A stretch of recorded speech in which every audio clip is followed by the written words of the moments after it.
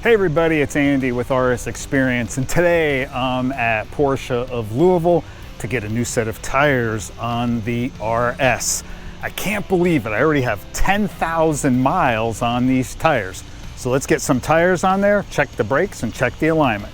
Let's go ahead and get started.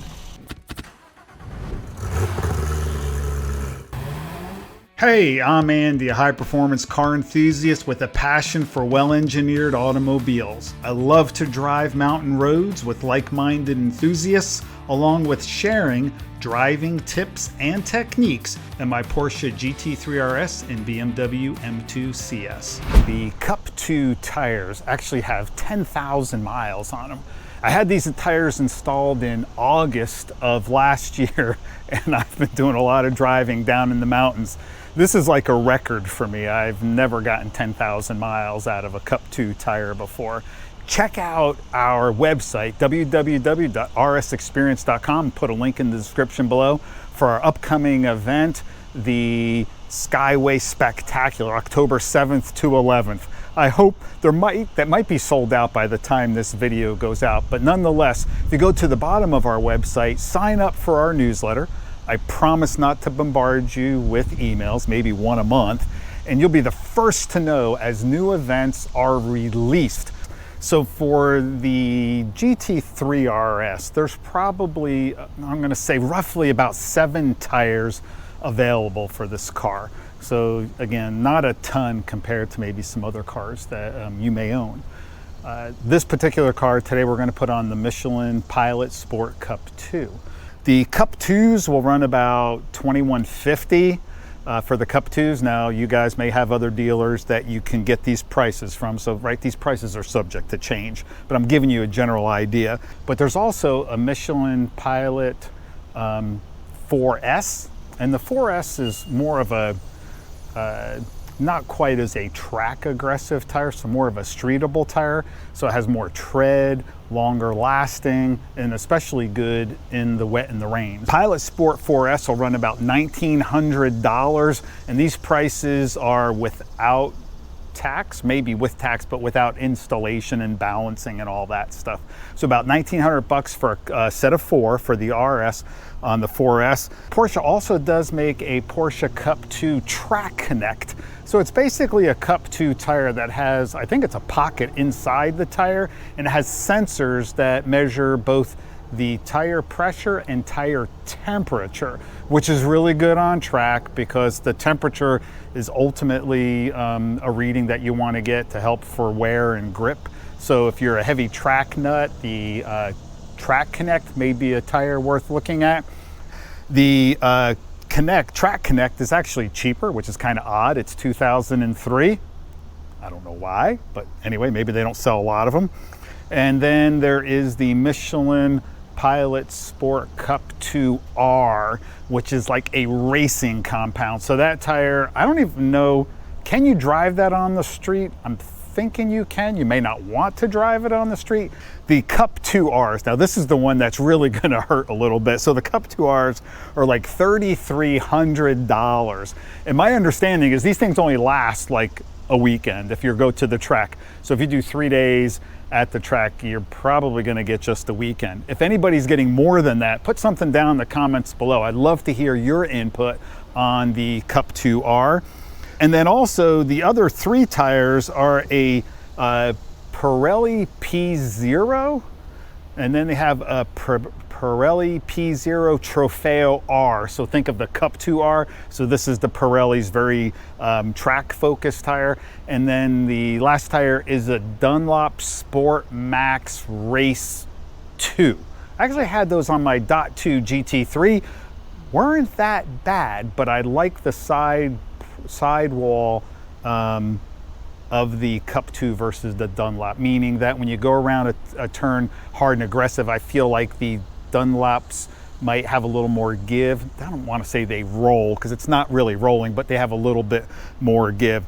And then real quickly, the prices on those is the P Zeros run $1,546, so that's actually not a bad price for the Pirelli P Zeros. The Trofeo Rs are $2,700, so if you're looking for those more of a track related. And then the Dunlop Sport Max 2 run about $2,400. So there's just a quick rundown of the tires that are available for the RS. Got the RS up on the lift, and now I just want to get a feel for what type of tread depth do I have remaining on there, and what's kind of the condition of these tires. You've got more wear on the inside, which is to be expected with your camber setup. And if you look, we've got even wear coming all across. So right here, yep, this is your wear bar, about 3/32. You're just a little bit higher, and even higher here, which is what I expect with just how your alignment's right set up. with the way the wear. I don't see any choppiness. I don't see any feathering. Everything looks very consistent.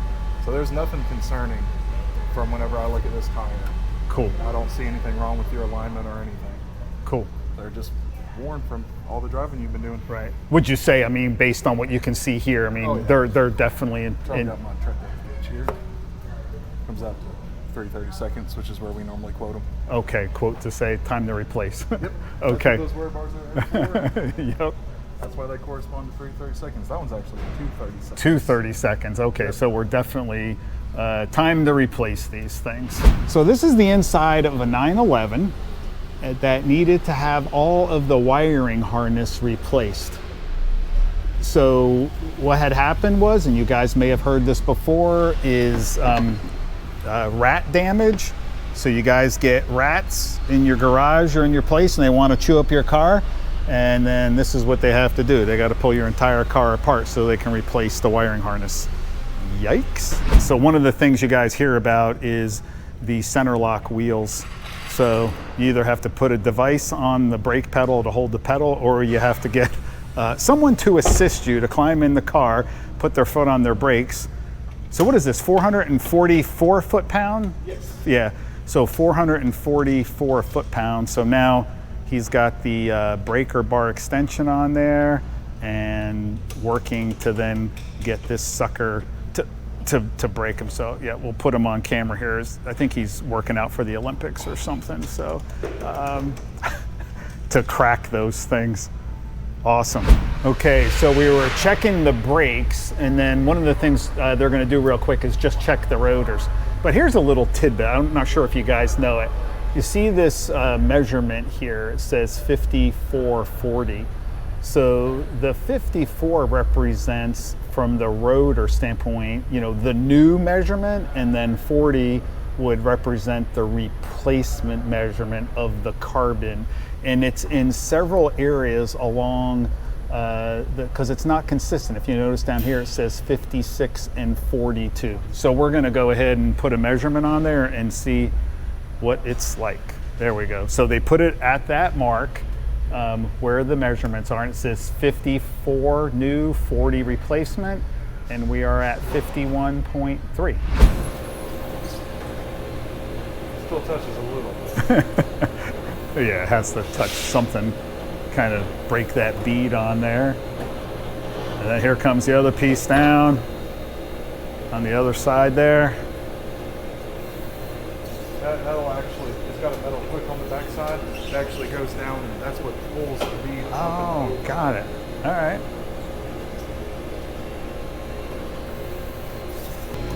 See it pushing down, goes inside the tire. The other piece comes down. This just pushes the side down to help. Push that side down. Okay, got it. And now it's pulled it up over, and now that's how we go around and get the tire off of there.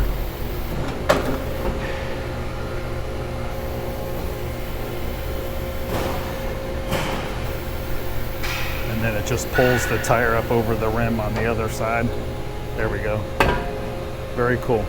Here, got the tire, Patrick muscled it on there. He doesn't like using the equipment necessarily to do it. And we have a little bit of the lubricant on the edge of the tire that helps get it to seat on there.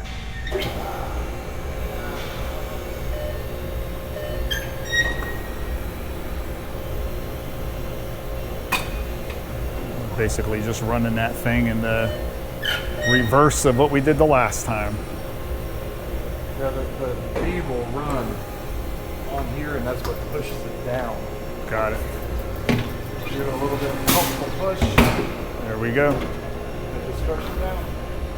Next thing is to put it on the balance equipment. It's only 7 pounds, so there's going to be, you're not going to notice anything. Right, right. As long as the wheel balance is right. Got it. So we're that's gonna step do 30 one. grams on the inside, 25 grams on the outside. I have to switch over to our black weights. Oh, okay. And I've got to use this conversion table because the black weights they weigh different. Oh gosh, the color, they weigh different. That's wild. There you go, guys. Tidbit for you. Black weighs different than the silver ones. Yep. So you got a conversion chart here. Got the tires mounted and balanced. We had a little bit of an issue with one of the tires getting this road force. So these tire balancing machines also do a road force area. And to make sure that the tire isn't wobbling on the rim itself.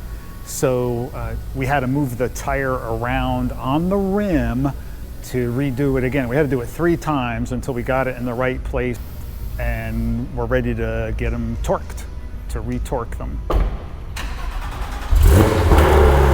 So the reason the car starts up is to get additional brake pressure on the line. Sometimes just pressing the pedal doesn't do it because you don't want that wheel to move. And then we crank that thing down to get 444 foot-pounds of torque on those things. And then you have to, you know this drill, a lot of you guys know it, you crank them on, and then you have to undo them and then redo it again. That's the procedure here. Okay, so we've got the tires on the car. Patrick made sure, he cleaned off all the goop that may have come on, that moly paste stuff you have to use on the center locks wheels. Got those cleaned up. We know the brakes are good. You saw that. Rotors are good. I feel so good now having new tires on the car. I get down in the mountains. I know it's going to be safe, but those are the important things with the car. So, hey, I hope you enjoyed this video, and stay tuned for some more here on RS Xperience. Please subscribe to this channel if you are passionate about performance cars, want to better your driving skills, want to learn about new cars from an unbiased reviewer, are interested in car modifications and gear.